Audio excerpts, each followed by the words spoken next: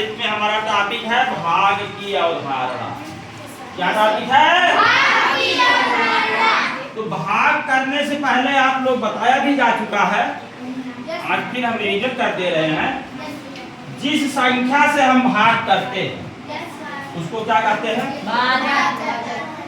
जिस संख्या से भाग किया था उसको क्या कहते हैं? और जिस संख्या में भाग करेंगे या जिस संख्या को विभाजित करेंगे उसको क्या कहेंगे? अब भाग करने पर जितना आएगा विभाजित करेंगे, जो आएगा यहाँ आपका तो उसको क्या कहेंगे? और नीचे जो बचेगा शेष फल। यहीं पर कंट्रोवर्सी है, कंफ्यूजन यही है, शेष फल। अब आपको समझना ये है कि कब शेष फल होगा, कब शेष फल होगा और कब शेष फल नहीं। दोनों चीज जो है हम देखते हैं, आप लोग बहुत कंफ्यूजन करते हैं। आज हम चुटकी बजा के क्लियर कर देंगे, आप लोग समझ में आ जाएगा। जो नीचे घटाने के बाद भाग देने के बाद जो नीचे बचता है तो कब उसको हम शेषफल समझेंगे और कब शेषफल नहीं होगा। हम दो उदाहरण दे रहे हैं आप लोग, ठीक है?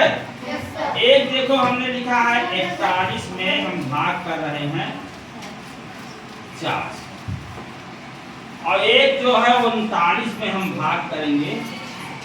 हमने जान के दोनों उदाहरण लिया है जिससे आप लोग जो कंफ्यूजन है वो दूर हो जाए, ठीक है? तो इसमें देखो पहले वाली संख्या में हम भाग करने जा रहे हैं, 4 से 41 में भाग करने जा रहे हैं। ऋषभ ध्यान इधर दो। अब देखो 4 का कितनी बार जाएगा? पहले 4 एक बार, 4 कम में 4। अब देखो 4 में से 4 कट गया।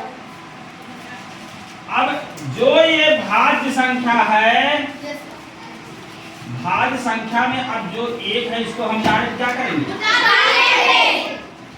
तो भाज्य जो संख्या है उसमें से जब हम डायरेक्ट नीचे संख्या उतारेंगे तो शेषफल नहीं होगा, शेषफल नहीं होगा। और ऐसी स्थिति में हम यहाँ दशमलव लगाने से पहले एक 0 लगा देंगे। अगर भाज्य संख्या में से डायरेक्ट संख्या उतारी जाएगी तो पहली बात शेषफल नहीं है, और फिर हम 4 से 1 में भाग करेंगे, और जब भाग करेंगे दशमलव लगाने से पहले हम क्या लगा लेंगे? क्लियर एकदम? अब यहाँ आप 0 बढ़ाएंगे, 4 दूनी 8। हटाओ भाई, कितना बचा? 2। अब फिर 0 बढ़ा लो, 4 पंचे 20। आंसर कितना आ गया? 10.2।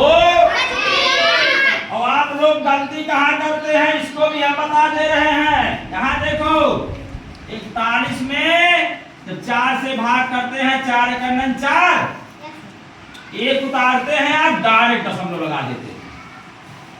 यही गलती आप लोग करते हैं, और तब 0 बढ़ाते हैं, 4 दूनी 8, फिर 2 0 बढ़ाते 4 पंचे 20। ये सही है? नहीं। ये सही नहीं है, ये क्या है? क्यों गलत है? क्योंकि आप 4 से, अब देखो भाज्य बराबर भाजक पूरे भागफल धन शेष है ना? तो अगर सही है तो इसमें बैठना चाहिए। 4 से गुणा करो, इसमें शेषफल तो आपका है नहीं। 4 से गुणा करो 41 आता है, गुणा करके देख लो, 4 पंचे 20, 4 दूनी 8, 2 4 दूनी 8, 2 4 दूनी 8, 2 10, 1 हासिल बचा, 4 एकम 4 कितना आ गया? भाई कितना? 41। इसका मतलब ये क्या है? गलत है ना? अब अब यही इसमें गुणा करके देख लो, शांत रहो, हम गुणा करके समझा दे रहे हैं, एकदम क्लियर हो जाएगा। 4 पंचे 2 10, एक हासिल बचा दशमलव, 4 शून्य शून्य, लेकिन एक हासिल 4 करना 41 आगे नहीं आ गया, इसका मतलब ये सही है। अब देखो दूसरा उदाहरण, दूसरा उदाहरण आप लोग देख रहे हैं।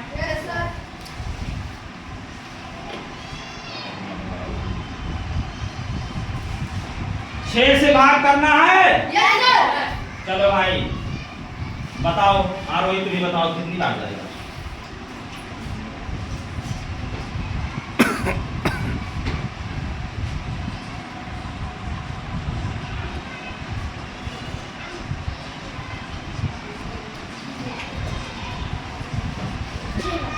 छह बार जाएगा।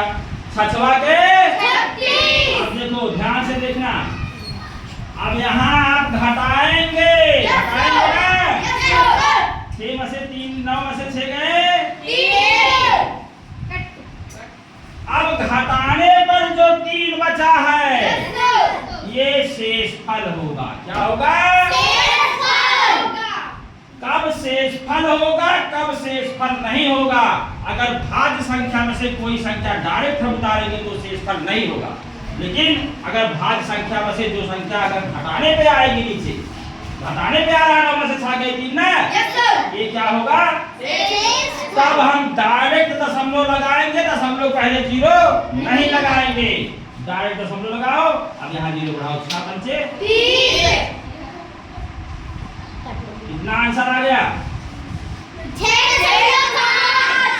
तो आप यहाँ एकदम क्लियर समझ लो, अगर भाज्य संख्या में हम भाजक से भाग दे रहे हैं, अगर घटाने पर नीचे संख्या कोई आती है या बचती है शेष, उसको शेषफल हम कहेंगे। और तब भाग देते समय हम डायरेक्ट दशमलव लगा के यहाँ 0 बढ़ा के भाग। और अगर भाज्य संख्या में से यहाँ से कोई संख्या डायरेक्ट यहाँ उतारी गई है तो शेषफल नहीं है। और तब हम भाग करेंगे तो दशमलव के पहले 0 लगा के तब आगे वाली प्रक्रिया करेंगे। दोनों चीज क्लियर हो गई? बहुत अच्छे, थैंक यू, धन्यवाद, थैंक यू। कुछ सवाल दे रहे हैं, आपको लगा दिखाइए, ठीक है।